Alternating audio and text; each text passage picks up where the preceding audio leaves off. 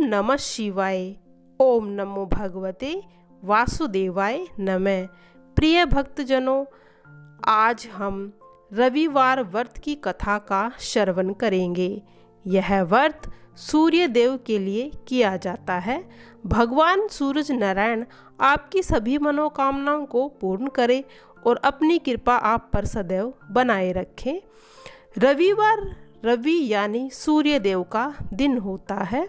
ग्रहों का राजा माना जाने वाले सूर्य को हिंदू धर्म में पंच देवों में से एक माना गया है।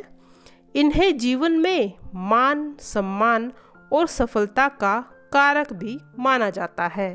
वैसे तो हर दिन सूर्य देवता को जल अर्पित करना चाहिए, लेकिन रविवार को खासकर भगवान भास्कर को जल अर्पित कर उनका व्रत रखना चाहिए।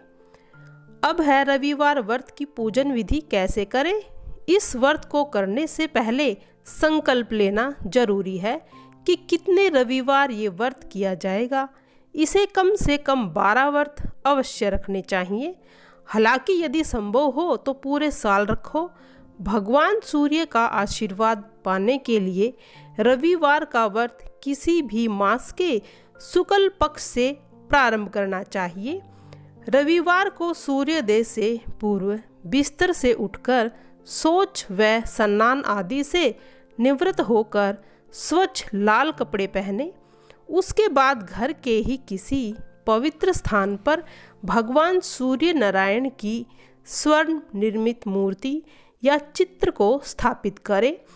इसके बाद विधि विधान से गंध पुष्प आदि से भगवान सूर्य देव का पूजन करें। पूजन के बाद कथा की व्रत को जरूर सुनना चाहिए। कथा व्रत सुनने के बाद आरती करें। उसके बाद सूर्य भगवान का स्मरण करते हुए जल को दें और सूर्य अस्त होने से पहले एक बार स्वास्तिक भोजन या फलाहार करें।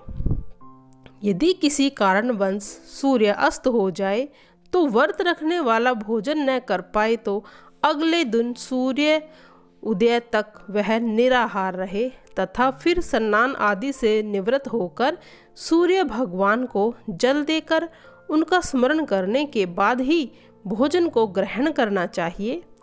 भोजन सूर्य अस्त के बाद ही करें और इसमें गेहूं की रोटी, दलिया, दूध, दही और घी का उपयोग किया जाता है। इस दिन कहा जाता है कि नमक का प्रयोग नहीं करना चाहिए। सूर्य अस्त के बाद नमक भूल कर भी ना खाएं। इस दिन चावल में दूध और गुड़ मिलाकर खाने से सूर्य के बुरे प्रभाव आप पर नहीं पड़ते और तेल युक्त भोजन से भी आपको बचना चाहिए। तो प्रिय भक्तजनों, अब सुनेंगे रविवार व्रत की कथा। प्राचीन काल में एक बुढ़िया रहती थी। वह नियमित रूप से रविवार का व्रत करती थी। रविवार के दिन सूर्य उदय से पहले उठकर बुढ़िया स्नान आदि से निवृत्त होकर आंगन को गोबर से लीपकर स्वच्छ करती। उसके बाद सूर्य भगवान की पूजा करते हुए रविवार व्रत कथा सुनकर सूर्य भगवान का भोग लगाकर दिन में एक समय भोजन करती थी। सूर्य भगवान की अनुपमा से बुढ़िया को किसी प्रकार की चिंता एवं कष्ट नहीं था।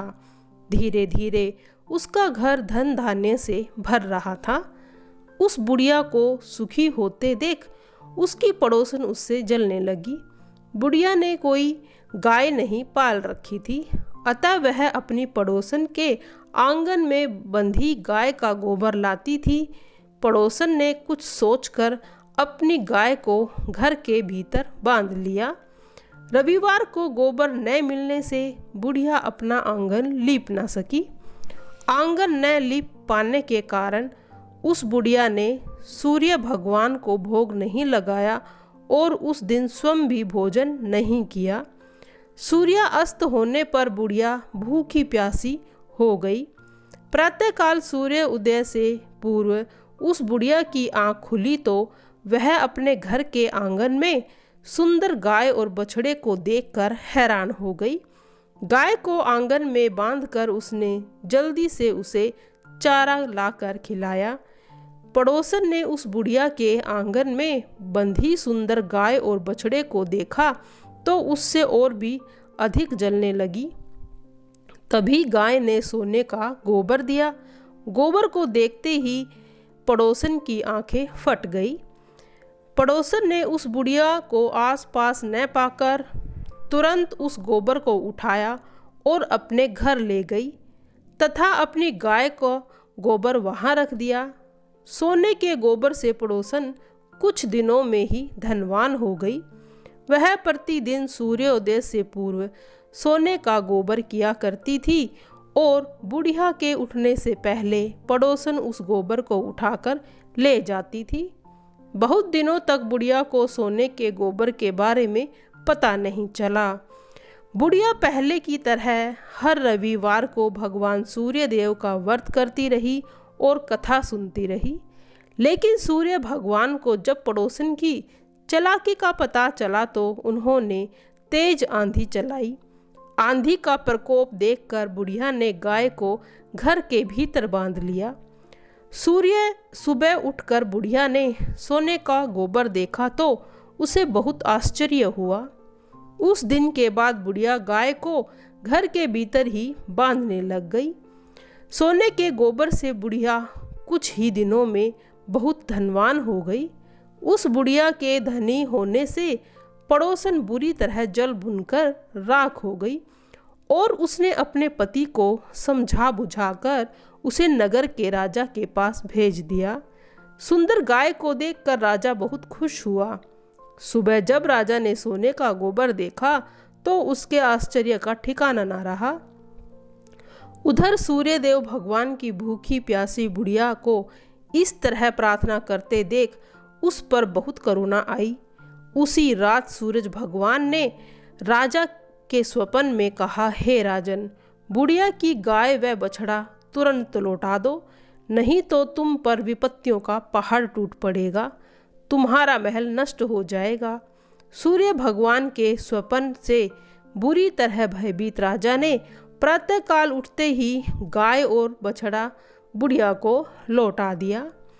राजा ने बहुत सा धन देकर बुढ़िया से अपनी गलती के लिए क्षमा मांगी। राजा ने पड़ोसन और उसके पति को उसकी दुष्टता के लिए दंड दिया। फिर राजा ने पूरे राज्य में घोषणा करवाई कि सभी स्त्री पुरुष रविवार का व्रत किया करें। रविवार का व्रत रखने से सभी के घर में धन धान्य पूर्ण तरह से भर गया। राजतय में चारों ओर खुशहाली छा गई। स्त्री पुरुष सुखी जीवन यापन करने लगे तथा सभी लोगों के शारीरिक कष्ट भी दूर हो गए थे। आइए अब सुनते हैं कि रविवार के दिन हमें क्या करना चाहिए और क्या नहीं करना चाहिए, किन बातों का ध्यान रखना चाहिए। रविवार को तेल व नमक का सेवन ना करें, मांस या मंदिरा से दूर रहना चाहिए और ग्रह कलेश से भी बचना चाहिए। रविवार को बाल ना कटाएं, तेल की मालिश भी ना करें, तांबे की धातु से बनी वस्तु ना खरीदें और ना ही उसको बेचें। नीला, काला और ग्रे रंग के कपड़े बिल्कुल ना पहने। ऐसा कोई काम ना करें जिसमें दूध किसी भी प्रकार से जलाया जाए। अगर महिलाओं को व्रत के दौरान या उससे पहले माहवारी शुरू हो जाए तो उस दिन जल अर्पण ना करें और केवल कथा का श्रवण ही करें और पूरी श्रद्धा भावना से अपने व्रत का पालन करें। आइए सुनते हैं अब रविवार की आरती। कहूँ लगी आरती दास करेंगे, सकल जगत जाकी ज्योति विराजे, सात समुंदर जाके चरण बसे, काहे भयो जल कुंभ भरे हो राम, कोटि भानु जाके नख की शोभा, कहाँ भयो मंदिर दीप धरे हो राम, भार 18 रामाबली जाके, कहाँ भयो सिर पुष्प अधरे हो राम, 56 भोग जाके प्रतिदिन लागे, कहाँ भयो नैवेद्य धरे हो राम, अमित कोटि जाके बाजा बाजे, कहाँ भयो झनकारा करे हो राम। चार वेद जाके मुख की शोभा, कहाँ भयो ब्रह्म वेद पढ़े हो राम। शिव सनकादिक आदिक ब्रह्मादिक, नारद मुनि जाको धरे ध्यान हो राम। हिम मंदार जाके पवन झंझको रे, कहाँ भयो शिव चमरुड हो राम। लख 84 बंद छुड़ावे, केवल हरि यश नाम देव गाए हो राम। जय सूर्याय नमः। घृणी सूर्याय नमः। ह्रीं ह्रीं सूर्याय नमः। ह्रीं ह्रीं सूर्य आदित्य क्लीं। ओम।